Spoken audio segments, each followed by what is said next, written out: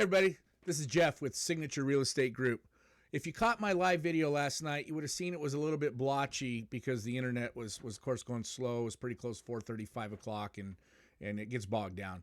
Anyway, I wanted to get an update on numbers here, get a video that's a little more crystal clear. So everyone, get ready.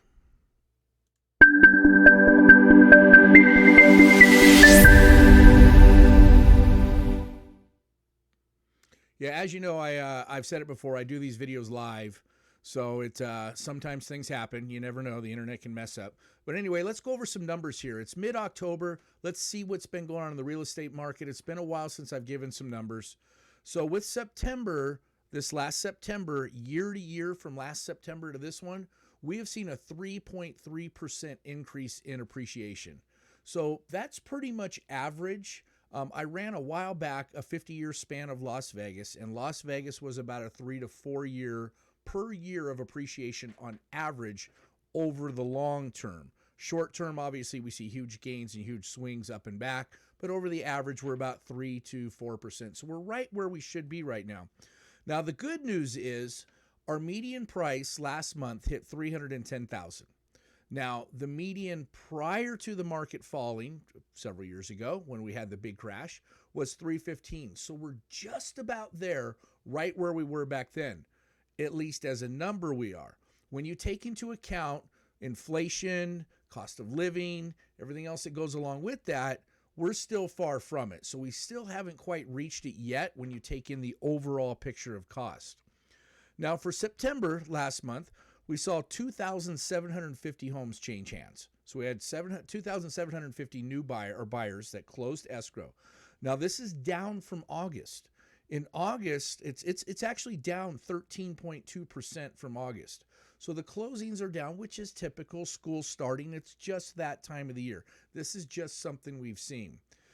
Now, as we know, prices were accelerating really super fast, which took a lot of buyers out of the marketplace. So what they did is, while interest rates were skyrocketing, they were getting, well, I can't say skyrocketing, but we're going up while the prices were skyrocketing.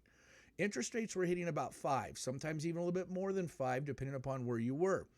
They've backed the interest rates off a while back to stimulate the economy now. We're at about 3.5% from that 5.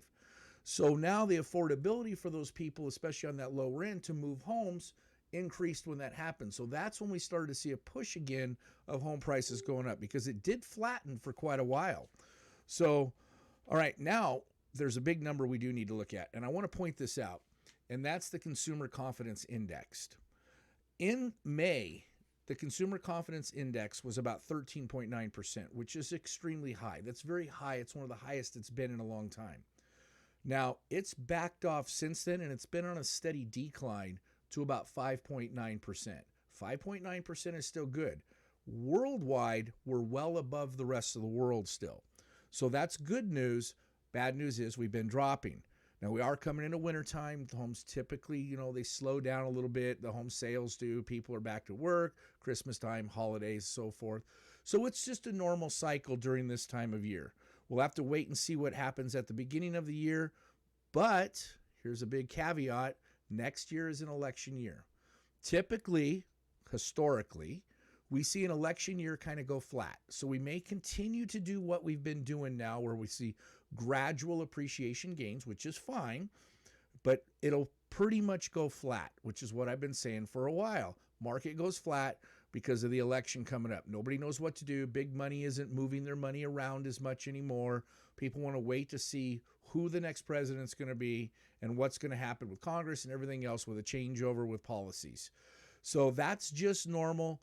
Don't worry about it. It is something that happens. We shouldn't see any major swings until after the election. Now, depending upon how it goes with the election, we could see a swing up, swing down. Either way, big money pretty much controls it. What they begin to do at that time, along with government policy. So we'll see all that happen in the meantime. So if you are looking at buying, just do it now. Don't wait. Just get it done. Get into a home. Why would you delay your life a couple of years to make that happen if you're looking to get in a home? If you're looking at selling to get something bigger, it's always a lateral move. You sell high, buy high, sell low, buy low, just the way it works. And if you are looking at doing any of this, be sure to give me a call. My number is right here. My website's right here. You can hit me up on either one of those. I can answer questions for you.